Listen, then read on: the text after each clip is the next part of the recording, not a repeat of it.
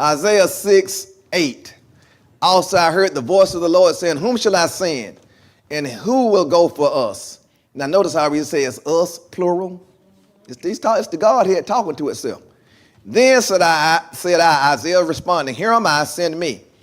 And he said, go and tell this people, hear you indeed, but understand not, and see you indeed, but perceive not. Make the heart of this people fat and make their ears heavy, and shut their eyes, lest they see with their eyes and hear with their ears, and understand with their heart, and convert and be healed.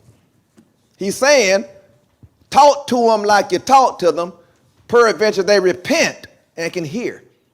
Via conversion.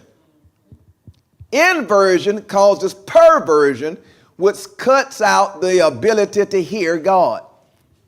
I told you it's two ways to hear from God. Information or what? Direction. Participation, outer court. Information, inner court. Revelation, which is directive, is holy of holies.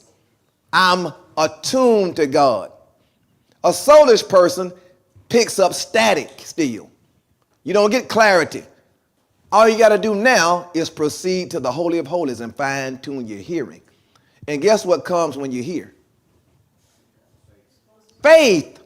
Faith comes by hearing, and hearing comes by what? The rhema of God, the directions of God, the clarity of God instructing you. It don't come by logos. It's a personal word telling Tip what to do.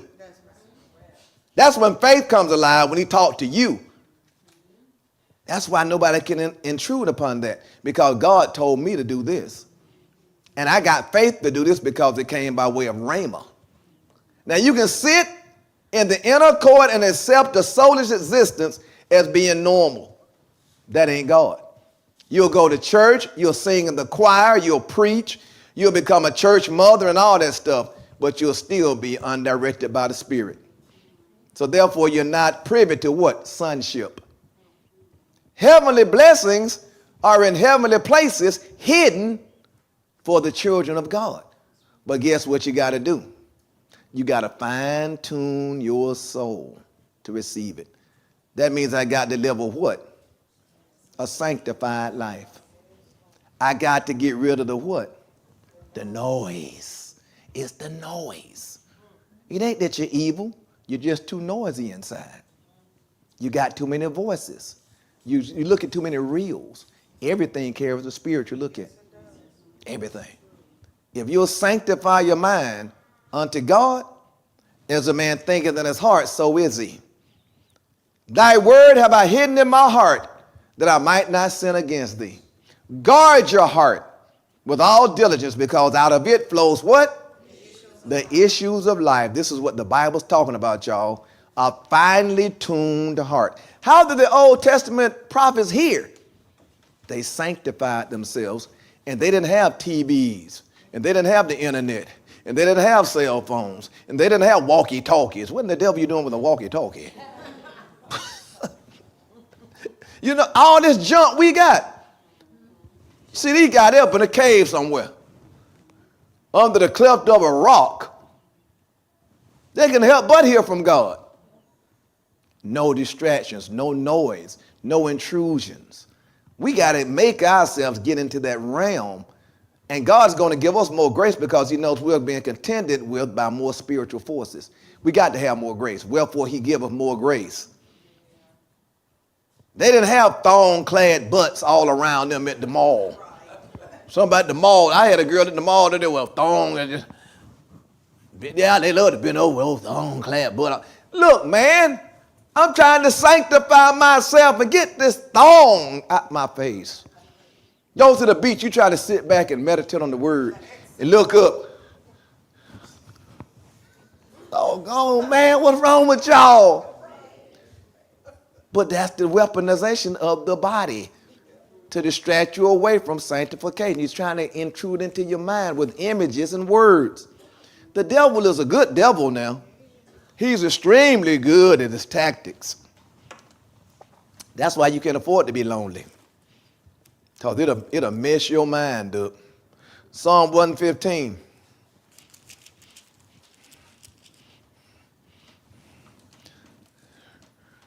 Psalm 115, look at this. Not unto us, O Lord, not unto us, but unto thy name give glory for thy mercy and for thy truth's sake. Wherefore should the heathen say, where is now their God? But our God is in the heavens. He hath done whatsoever he hath pleased. Their idols are silver and gold, the work of men's hands. They have mouths, but they speak not. Eyes they have, but they see not. They have ears, but they hear not. Noses have they, but they smell not. They have hands, but they handle not. Feet have they, but they walk not. Neither speak they through their throat. They that make them are like unto them. So is everyone that trusts in them. Everybody that follows idolatry is just like the idol. The devil sets something in front of you and makes you conform to it, and he'll synchronize you inwardly to the idol. You'll be just like it. I'll be down in Riverdale to see Cardi B tomorrow, the first one there. Why? Because I'm just like Cardi B. All that cussing and nasty talking and filth, that's reflective of me. And our followers like me. That's why you got to determine whether or not you've really repented and you're sanctified from every intrusive, filthy, nasty, detestable thing the devil sets before you. And what I'm saying is offensive to those that are not sanctified. Because they still like what? The idols. They that make them are like unto them. Cardi B is made by the worshiper of Cardi B. Jay-Z is made by the worshiper of Jay-Z. Why? Jay-Z is like me. He's saying things that are congruent with the vibrations within me. Tupac is telling my story. Biggie Smalls is like me. So you're entertained by what is like you. That's why you got to check yourself to see what you still draw to, because you're just like what you draw to. You and I are resonance chambers. We're resonating vibrations. What you got to figure out is this. What words resonate within you? What causes you to vibe? What causes you to reverberate? Now, I'll show you this real